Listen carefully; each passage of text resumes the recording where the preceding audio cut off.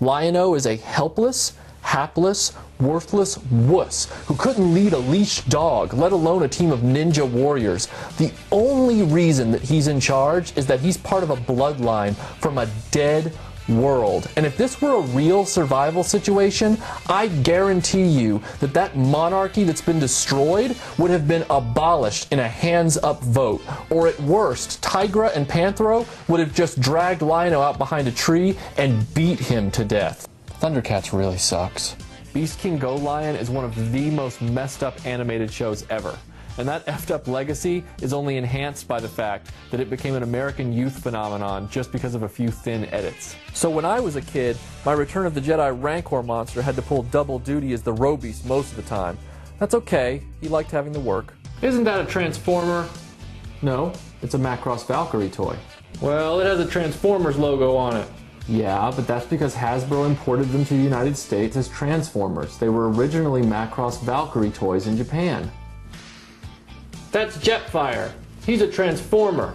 Wasn't he called Skyfire in the cartoon? Yes. And he didn't look anything like this toy, did he? I guess not. Why is Optimus Prime, a tractor trailer, smaller than Megatron, who turns into what should be a tiny handgun? I, like many other collectors and fans, loved the idea of the movie until everybody started dying. And seeing as how, you know, Optimus was my hero. Optimus was my favorite. Seeing as how he was killed and, you know, done away with, it was a very devastating moment for me. Let me illustrate.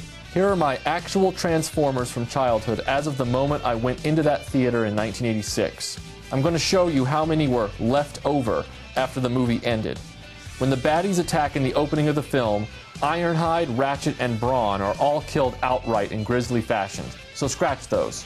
The corpse of Windcharger is dumped unceremoniously next to the dead body of Wheeljack, my first Transformer. Scratch those two. Skywarp and Bombshell get tossed into space after being maimed. Thrust dies in the final battle with Orson Welles. Soundwave was supposed to die, but they never animated it, so he disappears from the film without explanation. And we all know Optimus Prime died horribly. Jetfire, Warpath, Cosmos, and Sea Spray never made an appearance. And Gears? Well, fans argue he's the guy dumped into acid right before Cliffjumper, Bumblebee, and Jazz are all saved. So all I had left were two dumbass Dinobots along with Cliffjumper and Bumblebee.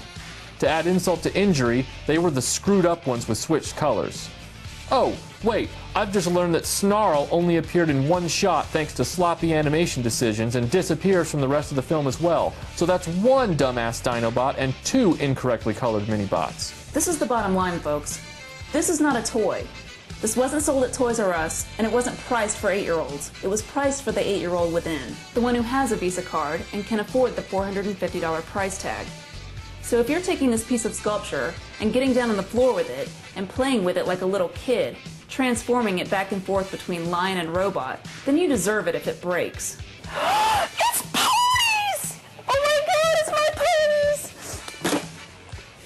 Look at them all. They're so beautiful. So fun. Look at all my ponies. Parasol. How's the hair? I think it might be salvageable. Her tail still has nice curl. It feels kind of sticky, but... Why yellow? Why does Kenner always get Luke's lightsaber color wrong? Why? Why? Why? His face is a sticker behind the windshield that looks more like the dashboard face in pole position than a Transformer. And the entire toy doesn't... Superman's costume is like Indiana Jones' hat or Wonder Woman's star-spangled breeches. You don't change it, you don't get rid of it. You leave it alone because it is greater than you. These trademarks earned their place without you, and they don't need your help. I played with my X-Wing for about an hour with the basic stickers on the ship, and then my dad calls me from downstairs, and He says he wants to put the rest of the stickers on the ship so he can throw the box away. I regret that move. And that's where they got the kids. That's where they suckered them. Right there. Those stickers were a one-time deal. Permanent. Those damaged stickers must have had modeling glue on the back of them. They weren't coming off. Trust me, I tried. Shellac, glue, crazy glue. Almost destroyed the stickers underneath when I attempted it. The result of this cool new feature was a starfighter that looked like absolute crap. Well, why do the white vehicles get to be pristine, but the colored vehicles, they're ghetto? Everyone knows about Snake Eyes being the central character of G.I. Joe, but what a lot of people don't realize is that in the 2 years Chuckles was available in stores as a figure, there were no Snake Eyes action figures available.